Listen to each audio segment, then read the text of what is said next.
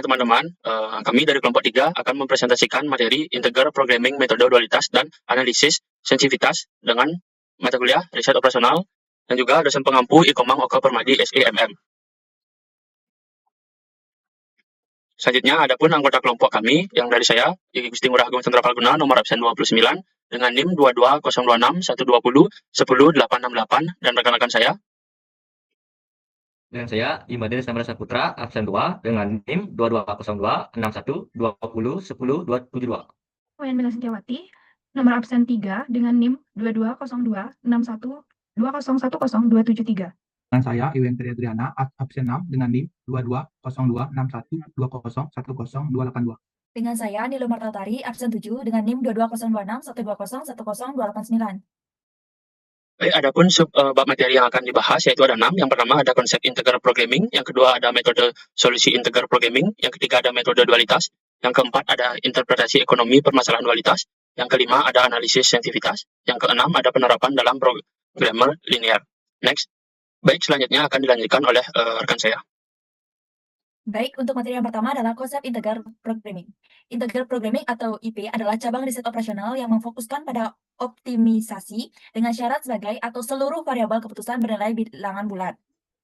IP atau integer programming terbagi menjadi pure, mixed, dan binary integer programming, serta banyak diterapkan pada masalah diskrit seperti penentuan jumlah produksi, penugasan pekerja, dan keputusan ya atau tidaknya. Secara teori, IP berakar pada solusi titik integer. Penyelesaiannya sering diawali dengan LP relaxation dan diperkuat dengan algoritma seperti branch and bounds atau cutting planets. Dalam kondisi tertentu, teori integrality memungkinkan solusi otomatis berupa integer yang menunjukkan hubungan erat, namun berbeda dengan esensial dari linear programming atau LP. Next.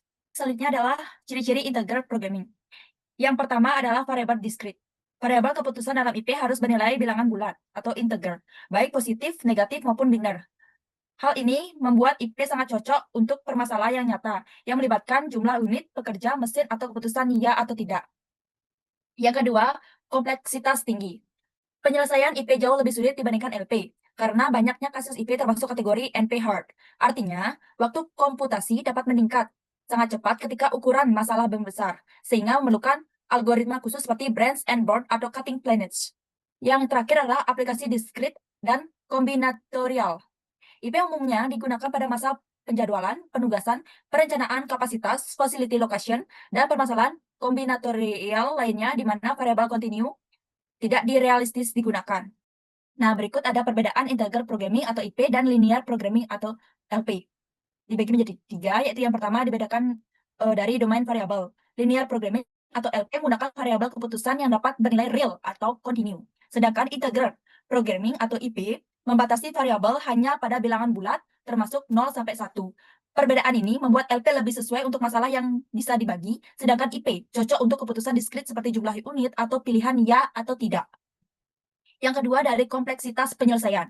LP relatif lebih mudah diselesaikan dengan metode simplex atau interior point, sehingga efisien untuk skala yang besar. Sementara itu, IP jauh lebih kompleks karena banyak masalahnya termasuk kategori NP sampai hard, sehingga memutuskan algoritma khusus seperti branch and bound atau cutting planes. Yang terakhir, jenis solusi dan aplikasi. Solusi LP dapat berupa angka pecahan, misalnya 3,5 unit yang sesuai dengan alokasi sumber daya kontinu, seperti energi atau cairan. Sebaliknya, jika IP hanya menerima solusi bulat, sehingga lebih realistis untuk konteks nyata, misal jumlah pekerjaan atau penjadwalan produksi. Baik, selanjutnya di sini saya akan membahas materi metode solusi integer programming, yang dimana metode solusi ini dibagi menjadi 3. Yang pertama, metode cutting planets merupakan salah satu metode yang digunakan untuk menyelesaikan masalah program linear untuk variabelnya harus bulat, baik bulat, murni, maupun campuran, dengan penambahan batasan baru yang disebut dengan Gomori. Kendala Gomori diberikan jika variabel keputusan bulat bernilai pecahan. Batasan-batasan tersebut secara efektif akan menyingkirkan beberapa ruang penyelesaian yang tidak berisi titik bilangan bulat yang layak, tetapi tidak pernah menyingkirkan satupun titik bilangan bulat yang layak. Adapun langkah-langkah penyelesaian metode cutting planes yaitu yang pertama, selesaikan masalah integer programming dengan menggunakan metode simplex. Yang kedua, Periksa solusi optimum yang diperoleh dari langkah A. Jika variabel keputusan solusi optimum sudah bernilai bulat atau integer, maka proses selesai. Jika variabel keputusan pada solusi optimum masih bernilai pecahan, maka proses berlanjut ke tahap berikutnya.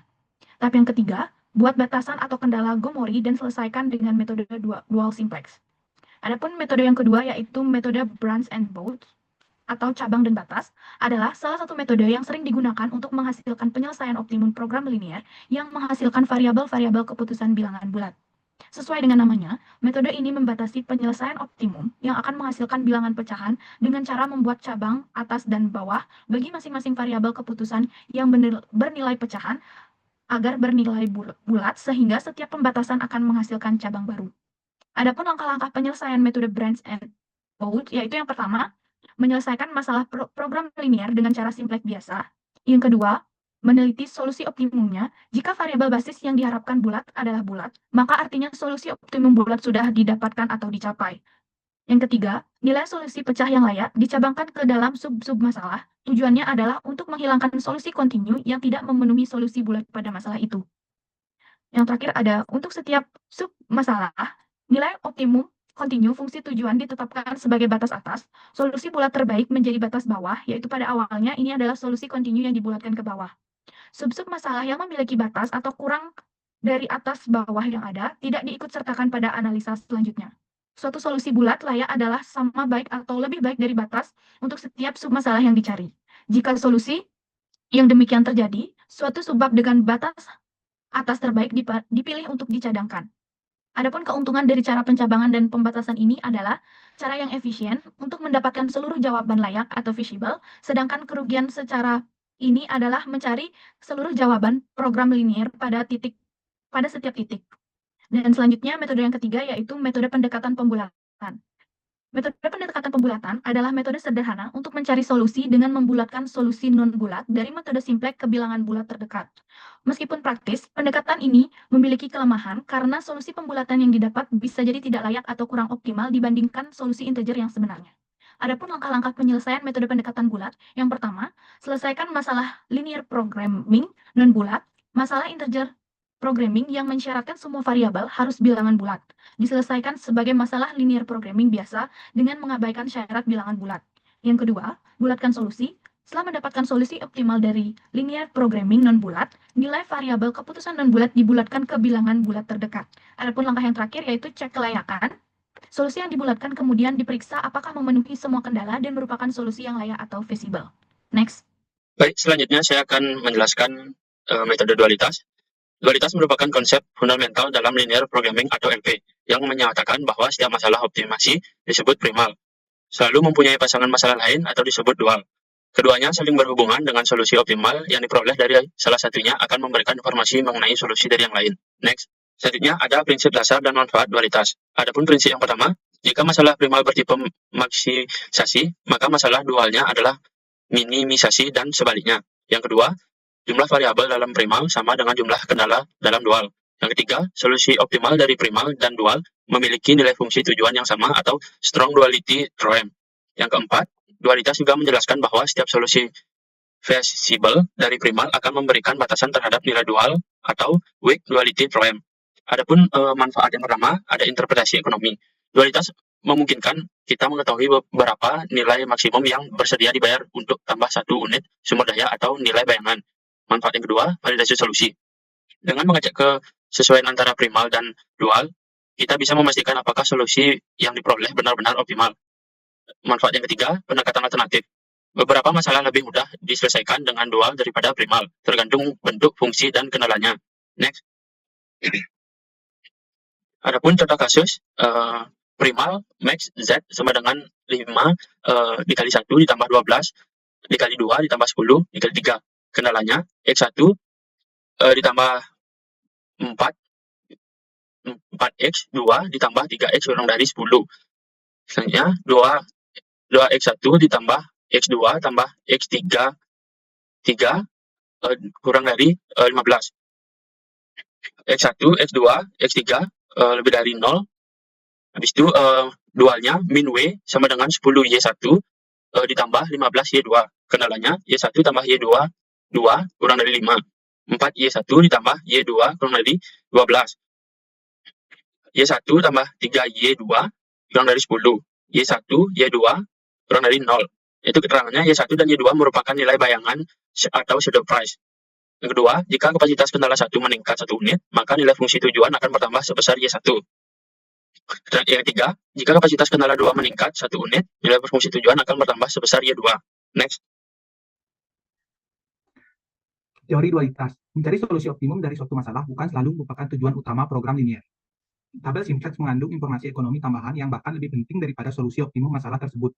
Pentingnya informasi tambahan yang dapat diperoleh dari tabel simplex optimum telah mendorong munculnya teori dualitas dan analisis sensitivitas menurut Sri Mulyono 2007. Baik dari sudut pandang teori maupun praktik, teori dualitas merupakan salah satu konsep yang sangat penting dan menarik dalam linear programming. Istilah dualitas menunjuk pada kenyataan bahwa setiap linear programming terdiri atas dua bentuk. Bentuk pertama atau bentuk asli dinamakan primal, sementara bentuk kedua yang berhubungan dinamakan dual. Demikian hingga satu solusi terhadap linear programming yang asli juga memberikan solusi pada bentuk dualnya, menurut Sri Mulyono 2007. Jadi, jika suatu linear programming diselesaikan dengan metode simplex, sesungguhnya diperoleh penyelesaian untuk dua masalah linear programming. Dalam buku Prinsip-Prinsip Riset Operasi menurut Aminuddin 2015, asumsi dasar yang digunakan adalah masalah primal program linear dinyatakan dalam bentuk standar, yakni fungsi tujuan yaitu maksimum Z sama dengan sigma NJ sama dengan 1 CJ XJ. Batasan-batasan sigma NJ sama dengan 1 AIJ XJ kurang dari atau sama dengan BI XJ lebih besar dari atau sama dengan 0, untuk I sama dengan 1, 2 sampai M, untuk J sama dengan 1, 2 sampai N. Adapun tabel yang bisa dilihat pada gambar, kondisi optimal adalah apabila sebuah potensi pada baris terakhir dalam kurung CJ dikurang ZJ tidak ada yang berharga positif, yakni CJ kurang ZJ lebih kecil kurang dari atau sama dengan 0 untuk J sama dengan 1, 2 sampai N, YI lebih besar dari atau sama dengan 0 untuk I sama dengan 1, 2 sampai N. Dengan menggantikan ZJ, nilai-nilai YI dapat dicari fungsi tujuan. Y0 sama dengan sigma MI sama dengan 1, BI YJ, batasan-batasan sama dengan sigma MI sama dengan 1, AIJ, YJ lebih besar dari atau sama dengan CJ, YJ lebih besar dari atau sama dengan 0, untuk J sama dengan 1, 2 sampai N, untuk I sama dengan 1, 2 sampai M. Bentuk tersebut yang dikenal sebagai dual dari masalah primal sebagai konsekuensi nilai Z optimal atau maksimum pada masalah primal adalah nilai Y0 minimum pada masalah dual. Contoh kasus konsep dualitas. Permasalahan lihat pada tabel yang bisa lihat pada gambar memberikan jumlah mineral dan vitamin yang terdapat pada dua jenis makanan tiruan, yaitu daging dan sayur per unit harga. Masalahnya adalah menentukan daya pembelian sejumlah daging dan sayuran demikian hingga kebutuhan minimum per hari akan mineral dan vitamin terpenuhi. Untuk merumuskan masalah secara matematika, misalnya X J sama dengan 1,2 adalah jumlah unit daging dan sayuran yang dibeli. Masalah ini atas ingin menentukan nilai X1 dan X2 sehingga primal dapat dirumuskan minimumkan Z sama dengan 3X1 tambah 2,5X2. Syarat 2X1 tambah 4X2 lebih besar dari sama dengan 40. 3X1 tambah 2X2 lebih besar dari sama dengan 50. X1, X2 lebih besar dari sama dengan 0. Dual maksimumkan Y sama dengan 40Y1 ditambah 50Y2. Syarat 2Y1 ditambah 3Y2 kurang dari atau sama dengan 3, 4Y1 tambah 2Y2 kurang dari atau sama dengan 2,5, Y1, Y2 lebih besar dari atau sama dengan 0 karena nilai negatif tak benar. Nilai tersebut menunjukkan hubungan simetris antara primal dan dual, di mana bagian vertikal atau tegak merupakan bentuk primal, sedangkan bagian mendatar merupakan bentuk dualnya. Bila disimpulkan hubungan tersebut adalah sebagai berikut. Yang pertama, parameter untuk batasan persoalan primal dual merupakan koefisien bagi persoalan dual primal. Yang kedua, koefisien fungsi tujuan atau objektif persoalan primal dual adalah sisi kanan dari persoalan dual primal. Bentuk dual mempunyai interpretasi penting yang dapat membantu manajer menjawab pertanyaan tentang alternatif tindakan dan nilai relatifnya. Tiap persoalan maksimalisasi dalam program linear mempunyai bentuk kembarannya, demikian pula persoalan minimasi mempunyai bentuk kembar atau dualnya. Terdapat beberapa ketentuan awal bentuk yang harus dipahami sebelum masuk konsep primal dual. Untuk kasus linear programming maksimalisasi dan minimalisasi sebagai berikut. Bentuk primal yang pertama umumnya notasi fungsi tujuan adalah Z. Yang kedua umumnya notasi variabel keputusan dalam bentuk X, unsur koefisien matriks pembatas, vektor luas kanan pada kendala, koefisien fungsi tujuan, pembatasan ke I berupa sama dengan XJ tidak terbatas dalam tanda. Bentuk dual yang pertama umumnya notasi fungsi tujuan adalah W, umumnya notasi variabel keputusan dalam bentuk Y, transpose koefisien matriks pembatas, yang keempat koefisien fungsi tujuan, yang kelima vektor luas kanan pada kendala, yang keenam YI tidak terbatas dalam tanda, yang ketujuh pembatas ke J berupa sama dengan. Adapun fungsi tujuan maksimalisasi dalam bentuk primal. Yang pertama fungsi tujuan berbentuk maksimisasi, yang kedua pembatas ke I berupa kurang dari atau yang ketiga pembatas ke I berupa lebih besar dari, yang keempat XJ lebih besar dari atau sama dengan 0, yang kelima XJ lebih kecil dari atau sama dengan 0 dalam bentuk dual. Yang pertama fungsi tujuan berbentuk minimasi, yang kedua YI lebih besar dari atau sama dengan 0, yang ketiga YI kurang dari atau sama dengan 0, yang keempat pembatas ke J berupa lebih besar dari, yang kelima pembatas ke J berupa lebih kecil. Next. Aturan pada tabel di atas akan dijelaskan melalui beberapa contoh. Contoh yang pertama, primal. Maksimumkan Z sama dengan X1 ditambah 4X tambah 3X dengan syarat 2X1 tambah 3X2 dikurang 5X3 ditambah kurang dari sama dengan 2. 3X1 dikurang X2 dikurang 6X3 lebih besar dari atau sama dengan 1. X1 tambah X2 ditambah X3 sama dengan 4. X1 lebih besar dari atau sama dengan 0. X2 lebih kecil dari atau sama dengan 0. X3 tak terbatas. Yang kedua, primal.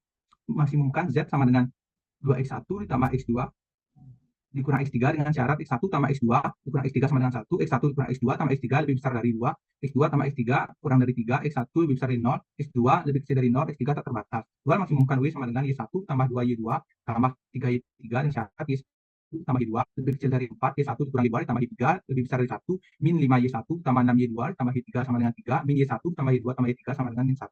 Next, selanjutnya analisis sensitivitas. Next, analisis sensitivitas atau juga dikenal sebagai what if analysis adalah teknik permodelan yang digunakan untuk menilai dampak perubahan variabel input utama terhadap hasil model keuangan. Dengan menganalisis hubungan antara variabel independen dan dependen, sensitivitas analis memungkinkan perusahaan untuk mengidentifikasi potensi risiko dan peluang sehingga dapat meningkatkan kualitas pengambilan keputusan keuangan mereka. Manfaat dan pentingnya penerapan what if analysis dalam perusahaan: yang pertama, memudahkan pengambilan keputusan. Sensitivity analysis memberi pembuat keputusan berbagai hasil untuk membantu mereka membuat keputusan bisnis yang lebih baik. Yang kedua, memberikan prediksi yang lebih andal. Analis what if memberikan studi mendalam tentang variabel yang membuat prediksi dan model lebih andal. Yang ketiga, menyoroti area untuk perbaikan. Analisis sensitivitas membantu mengambil keputusan mengidentifikasi di mana harus melakukan perbaikan di masa depan. Yang keempat, memberikan tingkat kredibilitas yang tinggi. Analisis dapat meningkatkan kredibilitas pada model keuangan dengan mengujinya di berbagai kemungkinan. Next, metode dalam penerapan sensitivity analysis pada bisnis. Metode analisis langsung. Dalam metode langsung, Anda akan mengganti angka yang berbeda menjadi asumsi dalam model. Angka yang berbeda dimasukkan untuk menggantikan tingkat pertumbuhan untuk melihat jumlah pendapatan yang dihasilkan. Contohnya, asumsi pertumbuhan pendapatan Anda adalah 20% dari tahun ke tahun. Maka rumus pendapatannya adalah sebagai berikut. Rumus metode langsung dalam analisis sensitivitas yaitu pendapatan tahun lalu dikali dalam kurung 1 tambah 20%. Metode analisis tidak langsung. Dalam metode tidak langsung, Anda perlu memasukkan perubahan persen ke dalam rumus. Alih-alih mengubah nilai asumsi secara langsung, alih-alih mengubah 20% ke angka lain seperti pada rumus di atas, metode tidak langsung menggunakan rumus berikut dengan X sebagai nilai pada area analis what if. Rumus metode tidak langsung dalam analisis sensitivitas bisa lihat sebagai berikut, yaitu pendapatan tahun lalu dikali dalam kurung 1 ditambah dalam kurung 20% ditambah X. Contoh kasus penggunaan analisis sensitivitas. Peter menjual ransel di kios di mall. Dia tahu kesibukan kembali ke sekolah akan dimulai pada bulan Agustus dan dia ingin menentukan apakah peningkatan lalu lintas pelanggan di mall akan meningkatkan pendapatan penjualannya dan jika iya berapa banyak. Harga rata-rata tas ransel yang dijual Peter adalah 40.000. Bulan lalu selama kesibukan kembali ke sekolah dia menjual 250 tas ransel, menghasilkan penjualan 10 juta. Setelah menggunakan program perangkat lunak spreadsheet, Peter menemukan bahwa ketika lalu lintas pelanggan di mall meningkat sebesar 20%, ada peningkatan 18% dalam penjualannya. Sekarang Peter mengetahui informasi ini, dia dapat menggunakan untuk memprediksi berapa banyak pendapatan penjualan akan meningkat atau menurun jika lalu lintas pelanggan meningkat menjadi 40%. Penjualannya harus meningkat sebesar 28%. Jika lalu lintas pelanggan turun 10%, maka penjualannya harus turun 7%. Pengertian program linear. Program linear adalah metode matematis dalam riset operasi yang digunakan untuk memecahkan masalah optimis, baik untuk memaksimumkan maupun meminimumkan suatu tujuan. Dalam program linear terdapat dua komponen utama, yaitu fungsi tujuan yang hendak dicapai secara optimal, serta fungsi kendala berupa persamaan atau ketidaksamaan yang harus dipenuhi. Dengan demikian, tujuan utama program linear adalah mencari penyelesaian terbaik dari suatu masalah dengan tetap memperhatikan batasan yang ada. Next, selanjutnya ada 3 unsur utama yang membantu suatu program linear. Yang pertama, variabel keputusan. Variabel keputusan adalah variabel yang mempengaruhi nilai tujuan yang hendak dicapai. Selanjutnya yang kedua, fungsi tujuan. Fungsi tujuan pada model program linear haruslah berbentuk linear. Yang ketiga, fungsi kendala. Fungsi kendala adalah suatu kendala yang dapat dikatakan sebagai suatu pembatas terhadap variabel-variabel keputusan yang dibuat. Next, selanjutnya ada asumsi-asumsi dasar pemrograman linear. Asumsi-asumsi dasar pemrograman linear diuraikan agar penggunaan teknik pemrograman linear ini dapat memuaskan untuk berbagai masalah. Asumsi-asumsi dalam pemrograman linear akan dijelaskan secara implisit pada bentuk umum model pemrograman linear. Next, adapun asumsi-asumsi dasar pemrograman linear. Yang pertama yaitu proportionality atau bisa disebut dengan kesebandingan. Asumsi ini mempunyai arti bahwa naik turunnya nilai fungsi tujuan dan penggunaan sumber atau fasilitas yang tersedia akan berubah secara sebanding proporsional dengan perubahan tingkat kegiatan. Yang kedua ada additivity atau saya sebut dengan penambahan. Asumsi ini mempunyai arti bahwa nilai fungsi tujuan tidak saling mempengaruhi sehingga kenaikan nilai tujuan dari suatu kegiatan dapat ditambahkan tanpa mempengaruhi nilai tujuan kegiatan lain. Yang ketiga ada divisibility atau disebut dengan dapat dibagi. Keluaran output yang dihasilkan oleh setiap kegiatan dapat berupa bilangan pecahan. Yang keempat ada deterministik atau bisa disebut dengan kepastian. Asumsi ini dikatakan bahwa semua parameter yang terdapat dalam model pemrograman linear A, I, J, B, I, dan C, J dapat diperkirakan dengan pasti. Next, selanjutnya ada penerapan konsep program linear dalam kehidupan sehari-hari. Yang pertama, ada perencanaan produksi. Dalam dunia industri, perusahaan sering menggunakan program linear untuk yang pertama, menentukan jumlah produk yang HP. Yang kedua, mengalokasikan bahan baku, tenaga kerja, dan waktu secara efisien. Contoh, sebuah pabrik roti ingin memproduksi roti dan kue dengan batasan tepung dan gula. Program linear membantu menentukan berapa banyak masing-masing yang harus dibuat agar keuntungan maksimal. Next, yang kedua ada pengelolaan keuangan dan anggaran. Program linear digunakan untuk yang pertama, penyusunan anggaran belanja rumah tangga agar pengeluaran tidak melebihi pendapatan. Yang kedua, mengoptimalkan investasi atau tabungan dengan mempertimbangkan risiko dan imbal hasil. Contohnya, seorang mahasiswa ingin membagi uang bulanan untuk makan, transportasi, dan hiburan dengan batasan total pengeluaran. Next, yang ketiga ada distribusi dan logistik. Dalam pengiriman barang, perusahaan logistik menggunakan program linear untuk yang pertama, menentukan rute pengiriman yang paling efisien. Yang kedua, mengurangi biaya transportasi sambil memenuhi permintaan pelanggan. Contohnya, sebuah perusahaan ekspedisi ingin mengirim barang ke beberapa kota dengan kendaraan terbatas dan biaya bahan bakar yang harus diminimalkan. Next, selanjutnya ada studi kasus. Sebuah usaha roti membuat roti dan kue. Pemilik ingin menentukan kombinasi produksi berapa roti dan berapa kue agar keuntungan total maksimum dengan kebatasan tepung dan tenaga kerja. Pertama ada data masalah. Variabel keputusan. X sama dengan jumlah roti per unit, Y sama dengan jumlah kue per unit. Selanjutnya keuntungan per unit. Roti sama dengan 3.000 ditulis 3 dalam ribuan rupiah. Yang kedua, kue sama dengan 5.000 ditulis 5 dalam ribuan rupiah. Selanjutnya, kesediaan sumber daya. Tepung, roti butuh 2 kg, kue butuh 3 kg, tersedia 18 kg. Selanjutnya ada tenaga kerja. Roti butuh 1 jam, kue butuh 2 jam, dan kesediaan 8 jam. Next, selanjutnya model matematika. Fungsi objektif. Maksimumkan keuntungan dalam ribuan rupiah. Max Z sama dengan 3X plus 5Y. Kendala. 2X plus 3Y kurang dari atau sama dengan 18. Kendala tepung. X plus 2Y kurang dari atau sama dengan 8. Kendala tenaga kerja. X lebih besar atau sama dengan 0. Y lebih besar atau sama dengan 0. Next, selanjutnya penyelesaian dengan metode grafik. Tentukan titik potong kendala dengan sumbu X dan Y. Yang pertama, 2X plus 3Y sama dengan 18. 0,6 dan 9,0. Yang kedua, X plus 2Y sama dengan 8, 0,4 dan 8,0. Yang kedua, daerah visible dibatasi oleh titik-titik 0,0, 8,0, dan 0,4. Yang ketiga, itu nilai fungsi objektif pada titik sudut.